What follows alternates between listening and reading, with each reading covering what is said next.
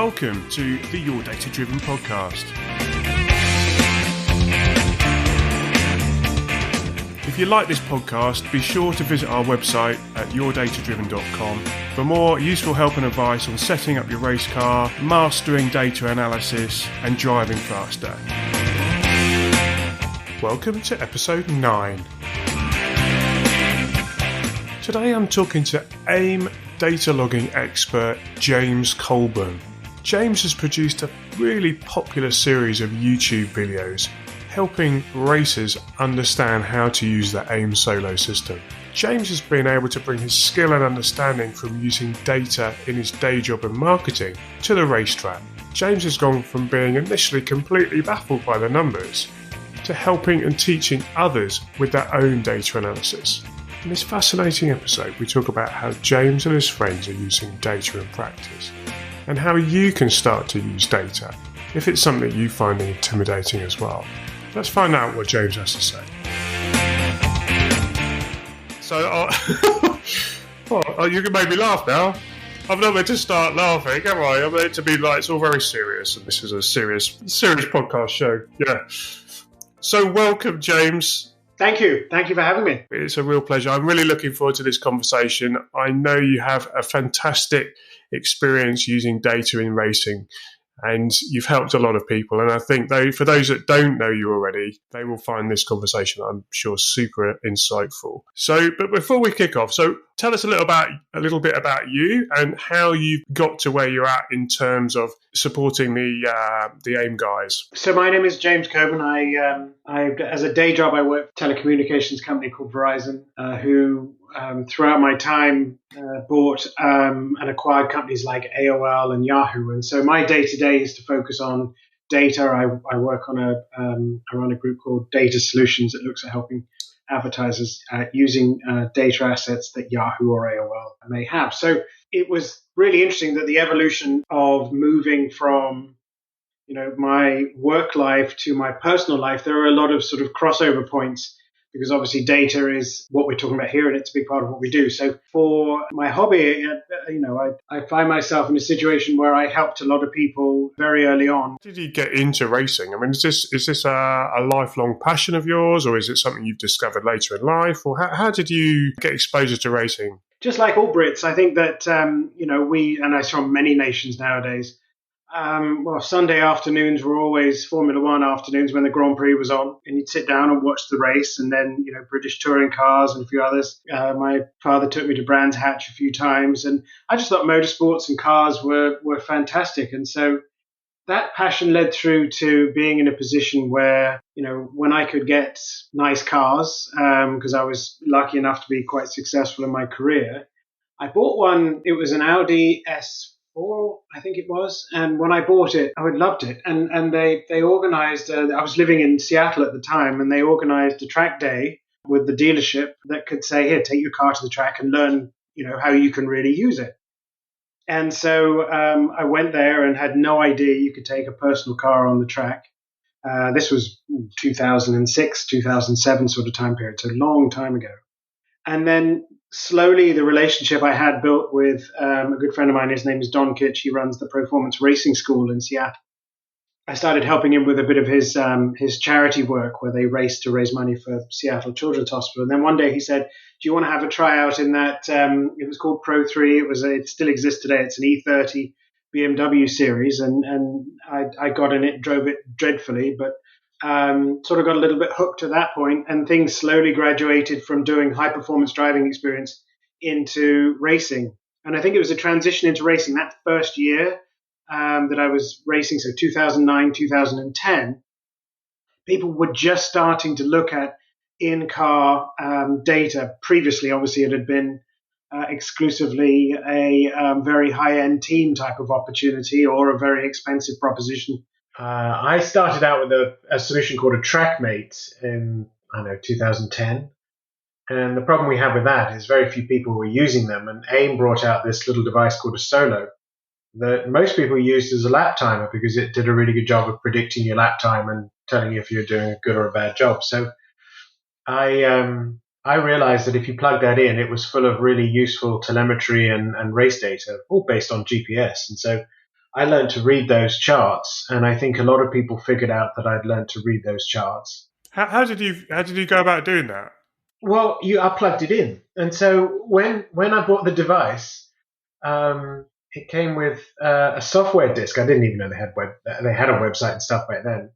And so I plugged it in. I downloaded the software and plugged it in and downloaded it. And the first time I looked at it, it just looked like the most intimidating amount of sort of, I'd say, overwhelming data. And then I attended a couple of sessions from AIM. There's a training guy called Roger Cadell, and I've not met Roger, but he's got a great reputation. Everyone seems to talk so highly of him. so he's a lovely fellow too. And so after a couple of sessions with Roger, I started to learn how to read the data, and I started to translate it into things that I could do differently on the track.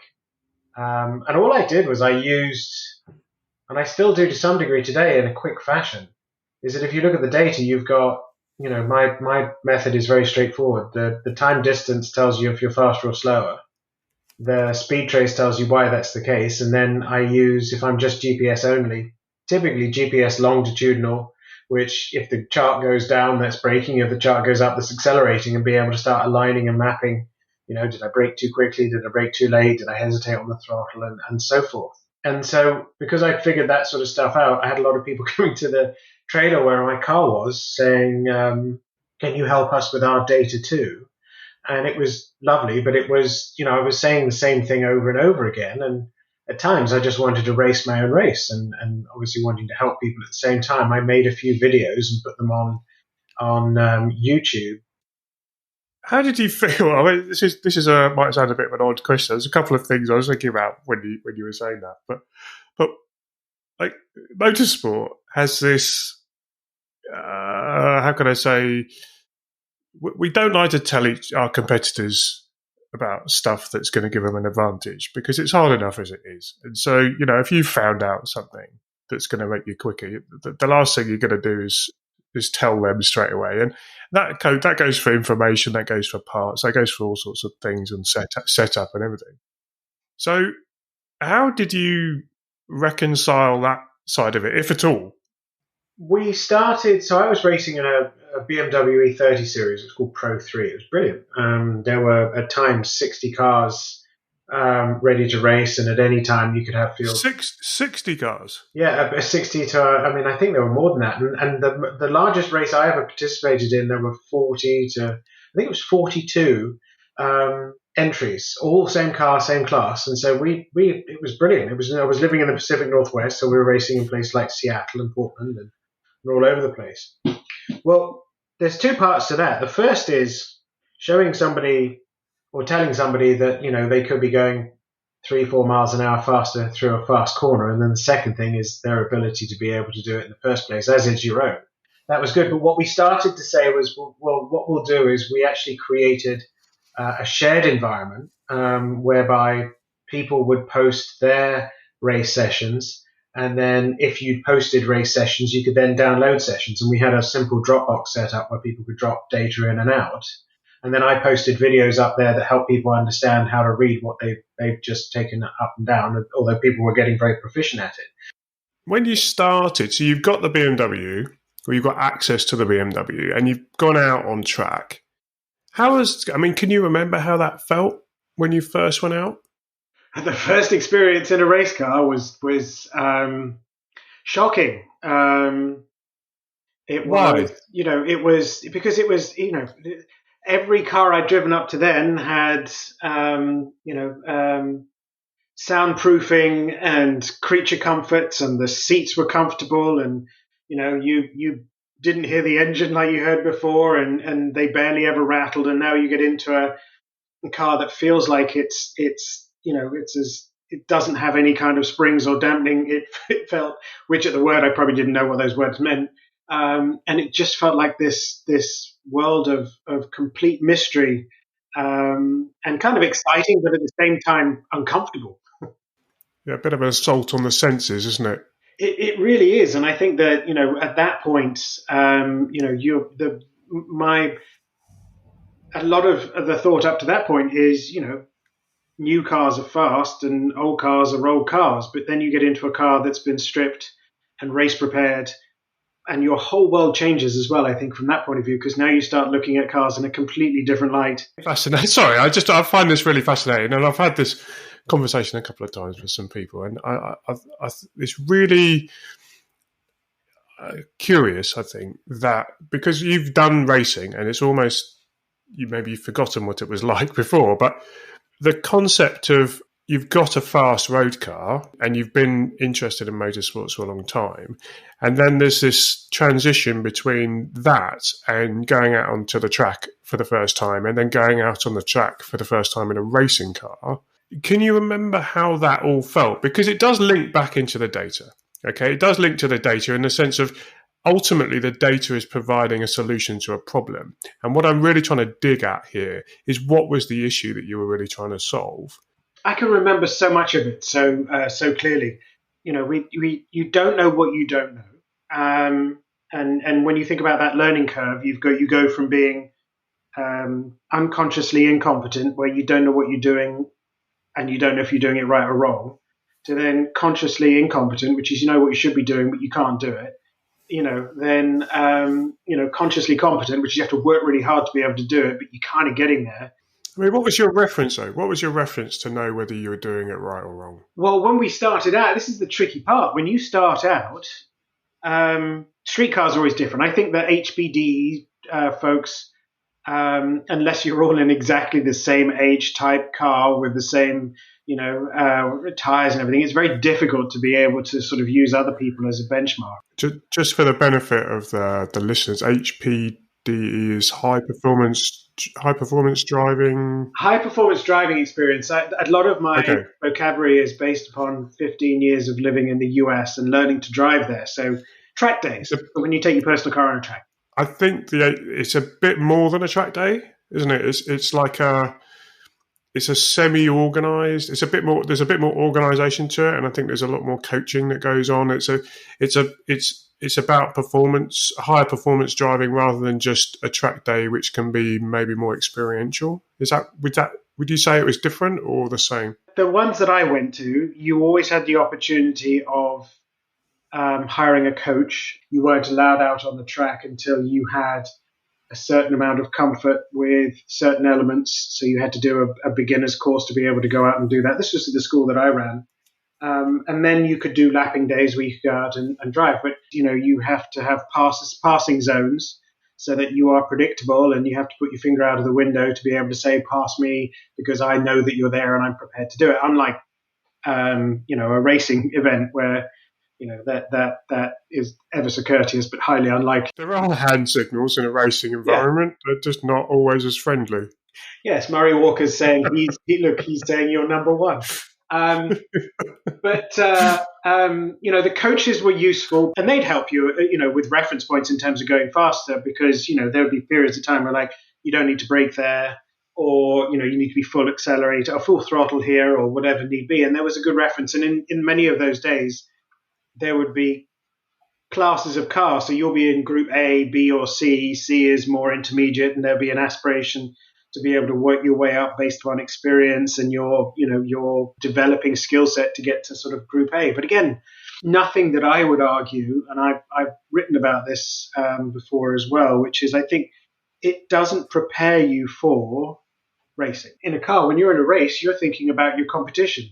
How can I pass? Am I going to be passed? What are they doing behind me? You're not thinking about, which gear I should be using in which particular corner. You're thinking about how do I make sure I can maximize my time on track by improving. And so I think for me, when I got to racing, that's where data really kicked in, because the more you used it, the better you could be at. And it's still today in everything I do. It's just part of, it's a discipline. It's not a luxury. It's a discipline that we have in racing, to be able to use data to enhance that experience and continue to improve your performance. Is there a point where you would say it has more value and perhaps or less value? And it's a bit of a leading question, because some people feel that the numbers, even lap times, can be a distraction when you are first starting.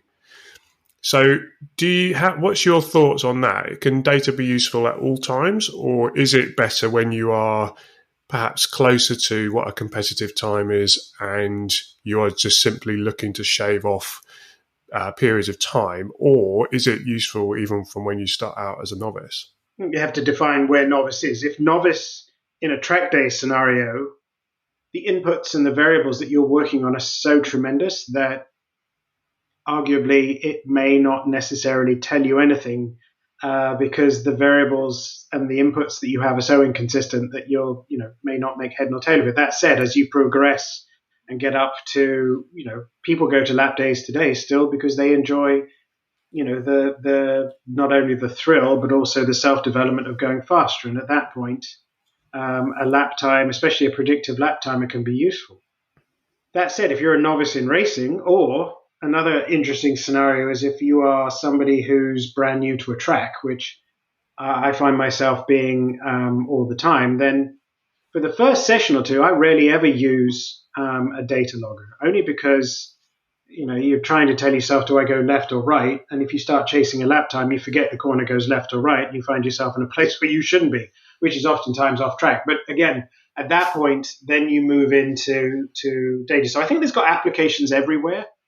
But without doubt, the moment you start getting into, within 60, 70% of comfort as to where the track goes, or starting to find time, it is essential. And interestingly enough, the number of times we've sat and talked to people and said that gear change is costing you 0.2 every time you change gear. Can you speed it up? Now, the downside of that is, well, if I put it in the wrong gear, I've just zinged the motor. And that's one of the risks of racing. But in many respects, that sort of analysis now is kind of going away as more people have paddle shifts. But in club racing, I mean, nearly all cars that I've driven in a club setting aren't fortunate enough to have a sequential box. And so, it's simple things like that as well. So fast drivers are just good at being able to extract the most from their cars. Which is what puts them at the front. And if you don't know how to do it, it doesn't matter if you've got a fast or a slow car, you're just not going to make the most of it. Yeah, I totally agree. I mean, there's a very good friend of mine who's a musician, not a magician, musician. And he practices all the time. So much so, he can play the same thing 3 times and every single time it sounds improvised, but it's the same thing. Do you see what I mean? He's got an artistry that comes with investing the time. He's in tune with, in his case, an instrument, but we're talking about a car. Yeah. And he just makes it look easy. And the first thing I ever look at is what they call the time distance graph, which says, am I faster or slower than another lap? And then you then progress your way through the rest of the data to be able to say, well, if I'm faster, why am I faster? Oh, because your speed is higher in that corner. Oh, why is my speed higher in that corner? And then you go, well, because you broke later, or actually you broke sooner, or then you look at a GPS map overlay and you're like, oh, wow, because I used a different line. And that's where data becomes particularly useful through practice, in any scenarios, in qualifying, whatever need be. Any laps that you do have, the opportunity to be able to experiment, especially in a practice session, try different lines, try different braking points, look at the data. That worked well, that didn't work well. What was the knock-on cascade effect that I messed up that corner, so I then messed up these 3 other corners because they were linked? Yeah, I do. And I don't know if you have seen it, but I did a little video for sort of showing some sim racing telemetry. The idea really was just to take people through a live demonstration of that, whether the delta T or time slip, or has several different names. Unfortunately, this particular channel, doesn't it, for gaining and losing in time. But how to make the complicated even more complicated for people, particularly on the most important channel. Anyway, I don't know. I've no idea why we just don't have one terminology for that channel. But anyway, that's a story for another day. But so I've done this little video, and if you've not seen it, you might find it quite interesting. And it, because the data's being produced live as I'm driving, it almost comes alive a little bit, and I think that makes it a little bit more accessible. Because when you're looking at the charts at the end of a session, when it's very difficult sometimes to relate the lines to the actions of driving. And once you have, in your case, I'm sure you can look at the numbers now and you can imagine what that must feel like. But when you first start, it's really quite opaque. And I thought, well, that's probably quite a nice way to show people at least one channel. And you can see as I'm driving around, such as I can on my sim racing setup, you can see, right, okay, I'm gaining and losing time, and I give a little commentary on that. So it sounds to me as if you have a similar approach. Where would you start with data analysis, delta T? Yeah, delta, exactly. That's for me. Every time I do it, that is my starting point. And you're right. And it's interesting you talk about sim racing. I've A group of us have really started to get into iRacing, as so many people have, due to the lack of physical racing due to our current pandemic scenario. And the tools that are available there are, I mean, obviously you've got your traditional tools that you can import the data into. There are tools that many of us who've only ever raced on the track don't know about and are learning about, like a virtual racing school, where all manner of different ways of displaying the data, but it's typically consistent that there is are you faster or slower in this particular segment or environment where you are. And because racing digitally or sim racing is virtual, it's easier sometimes to overlay a video or to look at some data that way and analyze. So I think it's great learnings and best practices that people can have as they then want to get into their racing, more data analysis when they get back to the track. The thing that I find is that people learn differently. We all experience this. I think some people love video. Actually, that was going to be my question. So where does video sit in this? Because how do you use that? So there you go. You're one step ahead of me, buddy. Well, that's good. I mean, I think video is interesting because one of the things that I started to learn very quickly was videos of you in a race car, especially like, here's my race.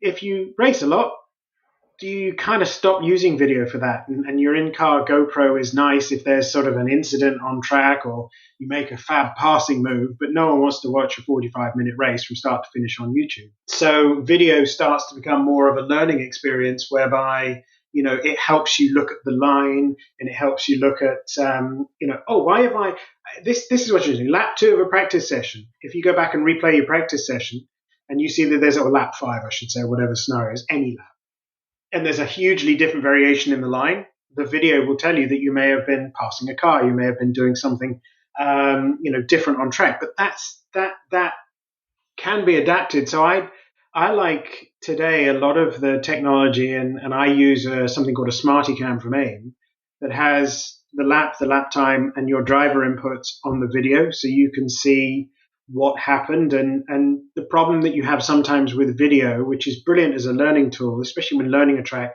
because someone could look at it and go, you're 3 car widths more of track there, go and use that track. But when you're in the sort of like the finer margins of looking at data, the one thing that a GoPro won't do is it won't tell you if you were at 80% throttle or 100% throttle, because you can't hear it. It's difficult, especially with some car noises, to be able to discern that with wind and everything that's there, wind noise. So, being able to see data, video, and driver inputs, and that's why some of these digital sort of solutions are great. But one of the things is that the graphs can be overwhelming for people. They can be a little bit intimidating, especially if they're not in the format that you want them to be in, to be able to see that time delta T, whatever it is, then, speed and driver inputs. But you can get there with that. But you can also look at a whole different ways of looking at data to the point where you get comfortable with it. So one of the things that I learned when I was with my racing friends at the track was some people I knew immediately after 2 or 3 times we'd review the data. Someone I'd sit down and I'd look at graphs. Somebody I'd sit down and immediately I'd open another tab that would be a map with the dots, or lap replay they call it, and show them that way. I think you have to just accommodate how people learn. Yeah, people do learn in many different ways, and what's lovely is we have this choice that there is data, it is accessible at a not well. There are different price points for different levels of quality of data, but the point being is fairly accessible compared to where it used to be. You've got options, you've got video, you've got the AIM solo data, you've got a whole tier, like a ladder almost, of different quality of data which you can kind of build up. Even the GoPro these days is logging GPS and accelerometer, so there's an article you might have seen I wrote on about the race technology software and how they have enabled the GoPro video and data to be pulled into their software so you can do race analysis on it that way. I found when I started out racing pre-data that the conversations that existed were always, they've got fresher tires, so I need to put on fresh tires. They've got a better engine, so I need to go and spend a fortune on a better spec engine because it's a spec engine. Of course, I need to go and get a better one because they've got an advantage. And for the price of one set of tires, in the space of 2 or 3 race meetings, depending on what you're racing, you've paid for that data acquisition software that will last for far longer than some of the short-term things that you may do to be able to improve your car. And I've seen that unless you put an absolute, top of their game professional in your car, who will then find the mechanical or technical areas of opportunity because they know that they're at the top of their game and there's not a huge amount that they can develop. That said, I've never met a professional driver who doesn't look at data. Then chances are you may save a bundle in car upgrades by buying something that's cheaper in a data acquisition solution that will help you get to the point where then when you do spend that money on the upgrade, you can take advantage of it. So I just want to call you out on that one a little bit because I'm not sure that the hesitation around data is wholly based on an investment equation. I think personally, having talking to people, I think that is a big factor because it's not free, right? But personally, what I think people struggle with is the accessibility of going from a measured set of information, a measured set of numbers, to some level of understanding, to then the next step, which is what is my plan for the next session? Because ultimately, that's all they can do as in terms of action. Yes, it might be interesting to know what I could have done, but really what people value more highly is what can I do next to improve? And sometimes in the conversations I've had, people struggle to reconcile where data would fit in that situation and how it can really contribute to those kind of decisions. Now, you might instantly go, yeah, okay, well, I get it because of your understanding. But if you roll back to before you had any exposure to the numbers and before you had any confidence and comfort by looking at the data, and you must have had several light bulb moments over the years going, oh my goodness, that is amazing. I'm so glad I'm looking at these numbers. If you roll back through before those times to try and talk to someone and think, well, what is, how can they really go from where they are today of being, yes, I kind of see that it can be useful, but I'm not 100% sure why I should invest this time and effort in learning. What would you say to that? I mean, I don't disagree with you. I think that data has barriers to entry that are so high that I think we've used the word intimidating, but I think it's a barrier. It's a challenge. And I think not only that if you get some of the more advanced data, you also have to be able to install it. That's where the beauty of, I think, a lot of these GPS devices have really helped out. It's like a framework that you describe. I actually really do think that you hit something very important there. And the question is when do people look at data and what is that discipline they use to be able to then identify how to convert that into decision making on track? And and then at that point to be able to say, what is the data showing? Is the data showing this is driver improvement, or is this data showing that the car is making the driver do something, or the driver is making the car do something? And so what is that, to use an American phrase, the playbook that people will use after practice, after qualifying, after the race, throughout the season to convert the data into decision making? I think that, just like anything, it's learning to read the manual, but then what does the manual tell you that you have to be able to do? And I think there's two different things. One, I've learned the language, but at the same time, what does that language telling me is different. So you raise a very good point. And so going to the lowest common denominator is oftentimes a natural response, which is, this is way too complicated. I'll just focus on something that I can use. what upsets me a little bit is on behalf of the people who've made these investments, because whilst they may be able to afford them, they're not free. So they've made some investment and they've got these units installed on the promise that, right, okay, well, you've got to have data and it's going to make you understand how you drive and you're going to go faster. And then for whatever reason, people struggle with that. And then they end up with what is in effect a very expensive lap timer. And they're not really getting the value of the data. I mean, the comedy thing is, oh, my SD card's never left the unit. It's like, what's the point? And I just find that a little bit disappointing for people because they're not getting the value that they could have. They're not getting the insights that they could have. So I don't know. I just wonder if there's a solution there to help people overcome and realize some of the value that they're missing out on. Yeah, it's funny. By nature of our conversation and your podcast and your website and articles and everything, I think in many respects you're the solution to the challenge.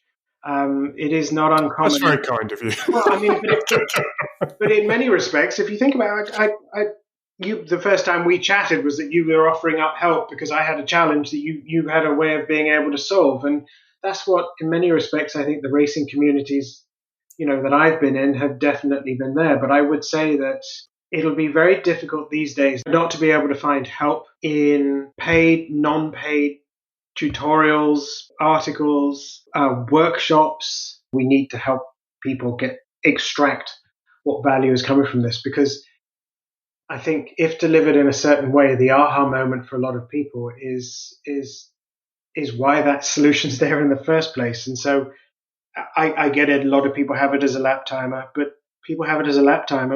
those who are using it as a predictive lap timer by pressing one or two buttons, inherently, immediately getting a benefit from it. If you're using something like an Apex Pro, where it has, LED type of capabilities, you're starting to see the data, but how it transitions into how you can improve. So I can't comment on everyone's use of the data and what's there, but I've never been in a scenario where somebody who says, look, I got this, and it's kind of frustrating me that there isn't a mass of folks who will be there to help people understand how to use it. That is actually the lovely thing, again, about where the industry and technology in general has moved on in the period of time since you said you first started using the AIM Solo. There are online communities and there is a lot more people around who can help and who are willing to share their advice. So, yes, I think if someone has the will and the desire to go, I want to get more from my investment, then there's plenty of places for them to have a look these days, or certainly more places. And even at a track, actually, there's a lot of people with the same kind of units. So I feel that's the case. But the one thing I will say is this, completely contradicting myself. And I love the fact you challenged it, because I think that's the beauty of having a conversation is coming to, these are all points of view. And when people watch a video I might have prepared, they're like, I wouldn't have done it that way, and I'll do it this way. And I think that's the lovely thing of interpreting this. But at the end of the day, racing has to be fun for many of us. In fact, I would argue that even if you do it as a career and from a professional point of view, it's a fun job to do. And so if data starts to get to the point where you're like, you're really making this not fun, then maybe it's not right for you. Racing's probably right for you, but maybe that's not right for you with the data analysis. And so I think that there's an element of personal choice, and where does this get to where it's too much. And I'm a kind of an example of this, which is there are so many things that you can do with data analysis that I either don't get or would need to sit and study and really work through. I'll give you a great example. I'm absolutely abysmal at math channels or mathematic channels in many of these. I honestly, looking at those, it takes a while for me to comprehend. And at that point, I'm thinking, wow, this is too much like school. Whereas I found a comfortable rhythm with how I look at data that gives me everything that I need to be able to improve. But there will get to a point when maybe I need to go that one step further and sit and learn and take it. And I never have had a moment where I'm thinking, well, if I want to be able to understand those, where on earth am I going to go to be able to find that? Because I know that, with a quick search on YouTube or on a search engine to find articles that I can see that's there. So I never want to be in a position to say, if you don't use data, you're never going to have, you're never going to race well or whatever it may be. That's a dreadful thing to say and should never be there. So racing has to be fun, but I think you just got to find your own place as to where it works and what works for you. And that's why I think that the video solutions are brilliant. If I want a quick analysis of a lap, I'll look at the video because I'll be able to see and immediately beat myself up, because that's kind of what we do as racers. Is in the privacy of our own home, with others we may say things like, I was totally flat there, which is probably not true. But at the same time, when we're looking at it ourselves, if I've got a little green bar that says that's full accelerator, and I'm looking at the corner going, oh, hold on a second, the brake pedal is bouncing all over the place because you're inconsistent on the pedal, and then you're half throttle, not full throttle here. That for me is enough to be able to go, okay, next time don't do that type of thing and figure out why. So again, sorry, I've belabored the point, but it should be fun. It should get to the point where you're comfortable. And I don't know where the comfort level is with a lot of people, but the beauty of it is my friend James Clay from Bimmerworld described it on a seminar a few days ago that data is like peeling an onion because there's so many layers. But for me personally, I think about it like peeling an orange. There's kind of just one layer. Then I'm in it. I've got enough that I need, and then I'm off. But you can go deep and then deeper and then deeper and then deeper. That's a really good point. I think if you frame it as a means to an end, then it's much more accessible in general for people, and they just dip in, get what they need, and go. On the math channel point, it made me smile because I've done a little article on a math channel on compensating for hills when you're doing your analysis. So your acceleration traces are affected by the gradient of the track, which makes some of the approaches for, say, doing threshold braking analysis skewed, because if you're going up and down a hill, it makes it more difficult to use some of these generalized terms where they say, well, your car has a threshold brake of XG. That's on the flat, but if you're going up a hill or down a hill, the reading that you get from the sensor, from the GPS, will be different because you're going up and down a hill. So I've done a little math channel. You might want to check it out. I'd love to. I really do. And I tell you what, your hill analysis is really, really good, because then I look at it this way. There is a racetrack in deepest, darkest Oregon state. It's called Oregon Raceway. It is a brilliant driver's track. And we've been looking at video, and there's a really steep hill. You can short shift before you start climbing the hill, or you can let the car run out and change gear a third of the way up the hill. And people kept looking like, oh, are you short shifting there? And the conversation that we looked at the data is just as you described, which was, if you change gear halfway up a hill, imagine if your car was stationary and you dip the clutch. The first thing that's going to happen is gravity is going to push that car backwards.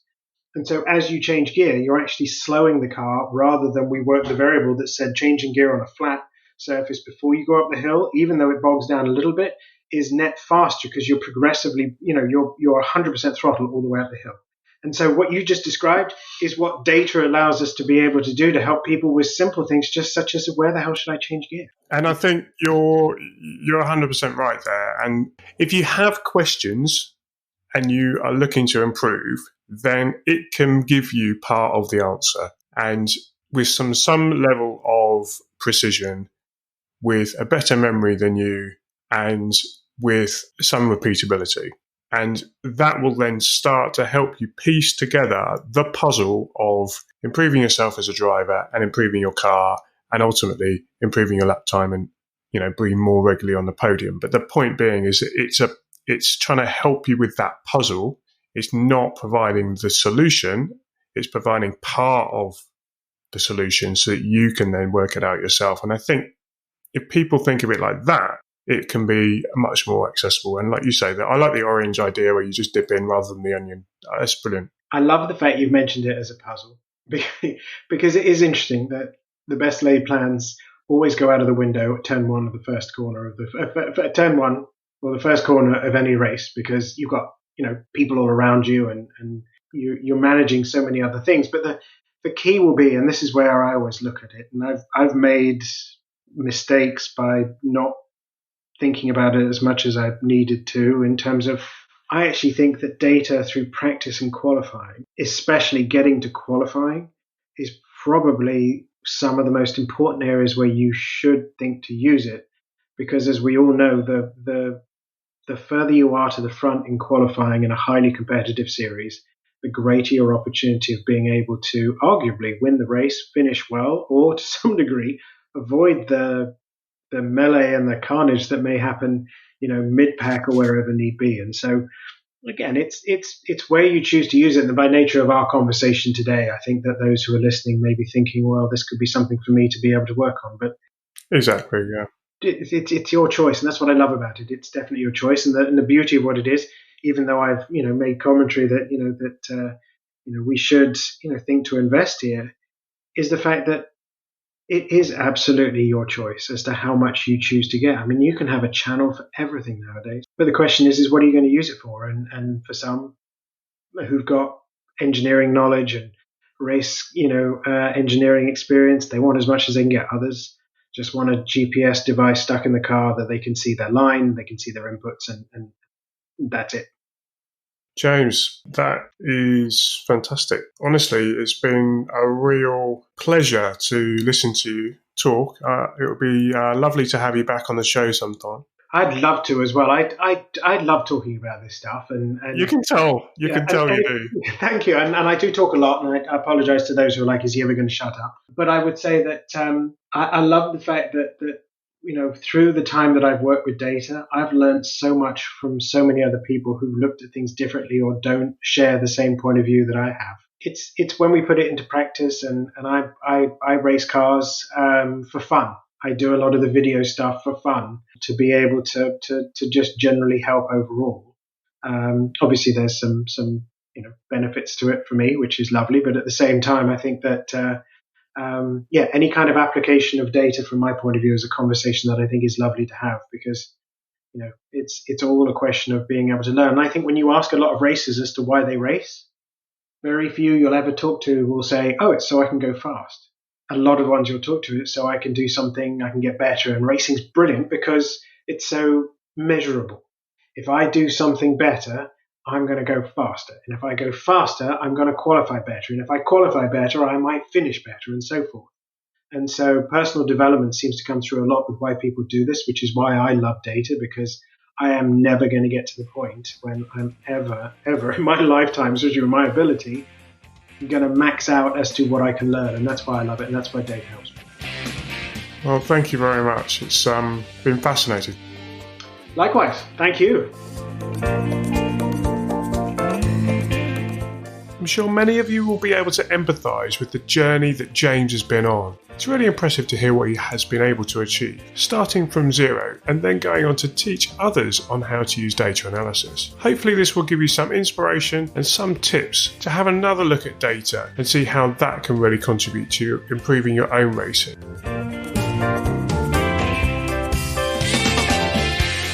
If you like this episode, be sure to subscribe to the podcast and visit us at yourdatadriven.com.